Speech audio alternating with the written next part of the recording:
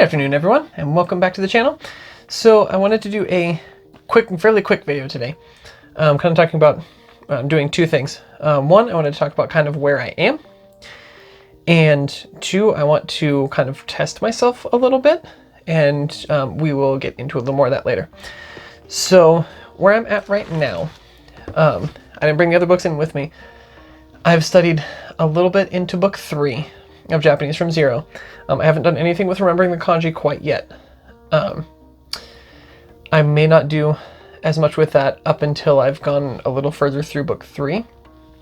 But one of the things I've been doing, mostly because I've been having a difficult time finding time to sit down and do a lesson. I've been watching a lot of the videos that go along with course 2. Because I had kind of sped through that and just learned the katakana, I then did not do any of the supplementary videos. Well, I'd done a few of them at the beginning, but I hadn't done all of them. And so I decided it'd be a good idea to actually go through those. And so I kind of was going through those since I wasn't really fully able to sit down and do a lesson in the third book, just so that I could continue to practice and still be getting that exposure. And at the same time, I'm still listening to the first 2 Harry Potter books, and because it's the only 2 I have is the first 2 Harry Potter books in Japanese. I want to get the rest of them and some other stuff, but for right now I just have the first 2. So I've been listening to the first 2 Harry Potter books over and over again in Japanese. And I've also been watching some anime. Haven't been watching as much anime recently up until actually today. I just started watching it again. And I'm still at the point where I feel able to hear more of the words, even more than I was before, which has been really cool. And then one of the things that happened when I was watching the videos from Japanese from Zero Book 2, when I was watching one of them, George Trombley, the guy that wrote the book and that does the videos, he at one point was like, okay, I'm going to put up a sentence up here on the screen, and we're going to see if you know what it says. It's a longer sentence, it's a more complicated sentence, but we're going to see if you know what it means, and then we'll kind of pick it apart. And I was like, okay. And so it popped up on the screen, and when he does this, he will generally just kind of sit there, and he's like, all right, but like, what does this say? And he'll just sit there for a good, 20, 30 seconds or something like that sometimes, and let you try to figure that out. Because he also did this, the videos, he also did his live streams at one point. And so he would sit there for a while and give you time to look at it yourself. And in those 15 to 20 seconds or whatever, however long he did it, it was something like that, I actually was able to read the whole sentence. And it was a fairly decent length sentence. It wasn't just like a 3-word sentence. It was more like a 10-word sentence. So it was a little more complex than the other ones were. And not only was I able to read it fairly quickly, comparatively, but I was also able to just know what it meant. I didn't have to translate it because it was still using simpler language that we'd already gone over before. But I was able to, there was like one or 2 words out of like the 10 that kind of gave me pause for a second. But other than that, I was able to read the whole thing. And that made me extremely happy. Like, you have no idea how happy that made me. But yeah, so that's kind of where I'm at with everything. I'm going through those. I don't have that many of those left. I think I'm watching the videos for lesson 7. So I have the videos for lessons 8 through 12 left, because there was only 12 lessons in that book. And then I'll be done with that.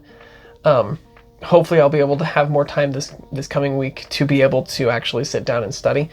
The den in our apartment, which is where we do our recording, has normally been really cluttered.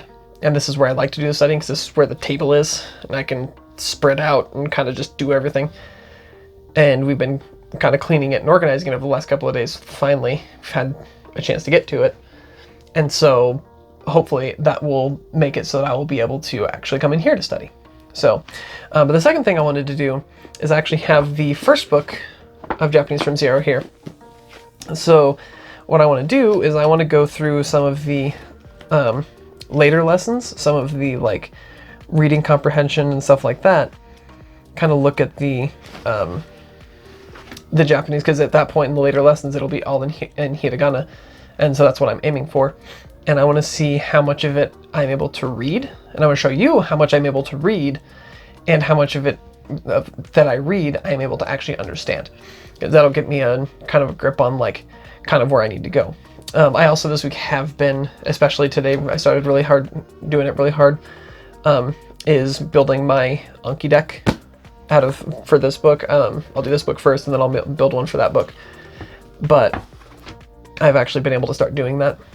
So that's going to be a help once I get there, because then I'll actually have some vocabulary starting. I've been using pictures mostly, unless I can't. But so yeah, let's get into this and see how much of this I'm able to recognize. I won't do much. Like I said, I'm trying to keep this short, so I won't do much of it, but just kind of want to give an idea of like how much of this that I actually know. So this is kind of what I'm looking at.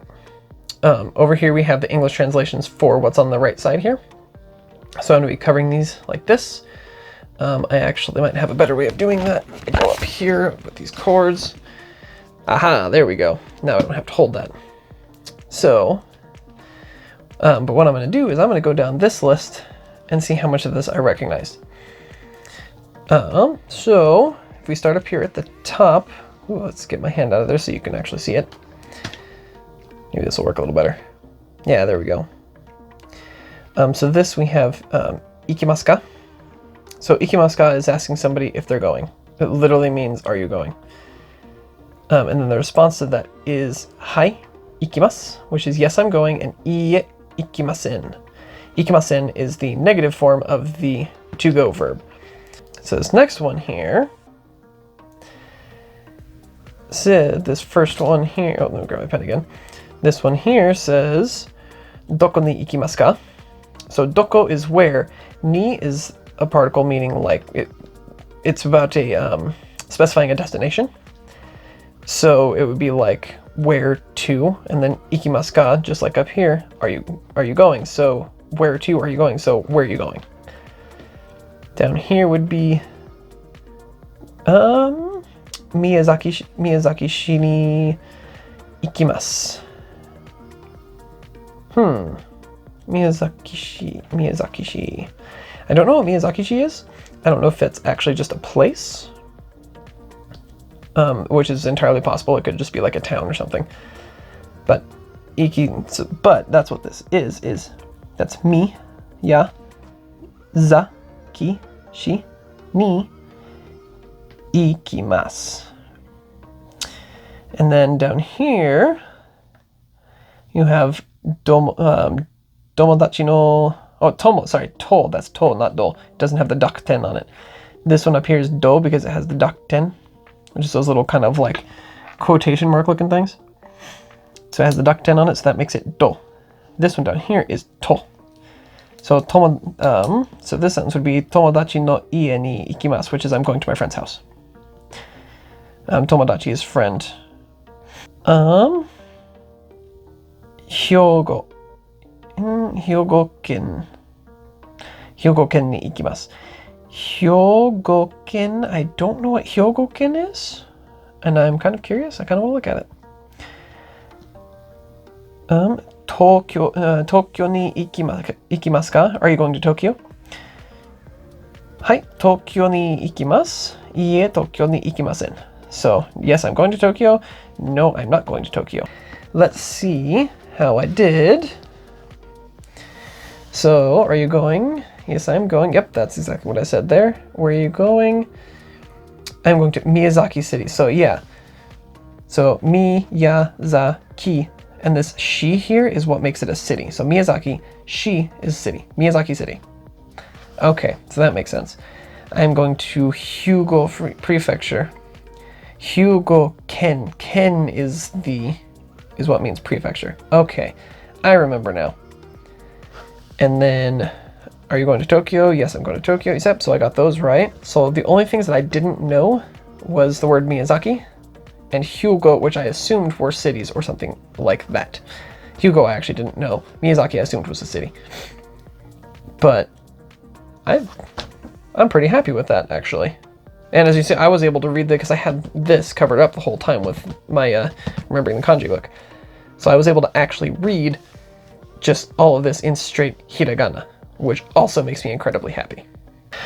All right, so there you have it. That's kind of where I'm at right now. I'll let you see a little bit of kind of what I can read and what I can make out, a little bit of what I can understand. Hopefully pretty soon I'll be able to do something where I listen to something in Japanese and I can then try to translate it. I'll have to find some good, simpler sentences of just somebody reading just a simple sentence in order to do it. But yeah, then we'll see hopefully where my listening is. But for right now, I'm able to read hiragana, and I'm able to, for the most part, like it's a little slow sometimes, but for the most part, I'm able to just read it. I'm a little slower at katakana because I just learned that more recently, and katakana is a little difficult. There was actually the guy that created Link, Steve Kaufman.